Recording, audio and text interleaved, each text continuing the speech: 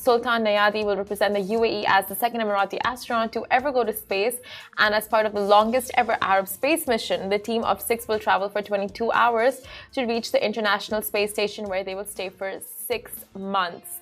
Now, this was supposed to happen, I think on Monday, was it? It was supposed to happen on Monday, but it got postponed because of technical difficulties they found out right before takeoff, so it got pushed to today.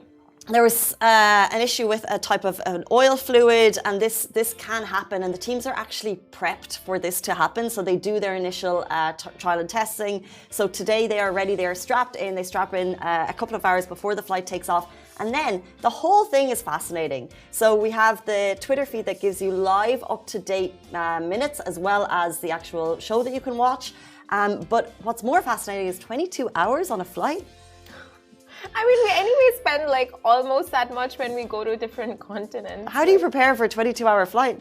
And I wonder, like, how are they going to keep engaged? Do they have Netflix? Do they have books? Or they just have the view of the earth beneath them floating? That's probably enough. View of the earth, and then their data that they need to go through and whatever they need to prepare for, and just like the analytics and coordinating with, the station back home. It's probably more realistic than mine. Yeah. What's it called? The base station, the headquarters. Head camp, NASA, Kennedy. Yeah, just like space words.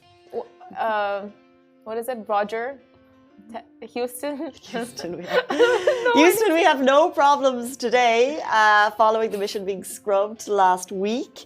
But what's really cool is Sultan Al Nayhadi is representing the UAE. He's going to be the second Emirati astronaut to ever go to space. Actually, he'll be joined by 2 Saudi astronauts in the International Space Station during the 6-month-long trip. But today marks, hopefully, what will be the longest UAE Arab space mission. And what was cool is that if you're watching the videos on Twitter, you could see his family and friends cheering him on as he walked toward so cute. Walked toward the rocket again. And I think it's called like the Dragon launch. The program team, the Dragon Rocket. The Dragon Rocket.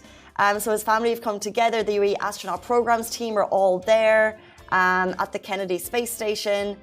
Crew 6 is preparing to leave. They've just left the checkout building. Such a huge moment. All the very best to the entire team. And we also got to know that Al Nayadi went into a 14-day quarantine before the space launch, because all the astronauts had to be quarantined before they went on this mission. And let's give you some fun facts about Nayadi. So he's a father of 5 who was born and raised in Al Ain.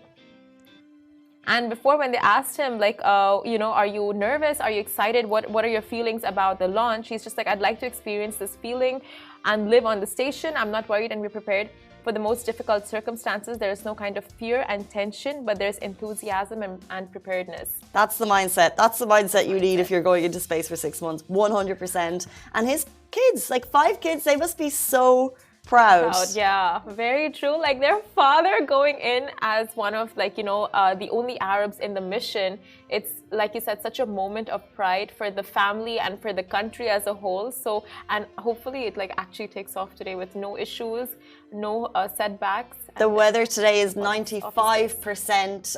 They're happy with it, so 5% bit of leeway. But as you said, a small step, dare I say it, a small step for Sultan Al Nayhadi, a huge step for UAE and their steps into space exploration.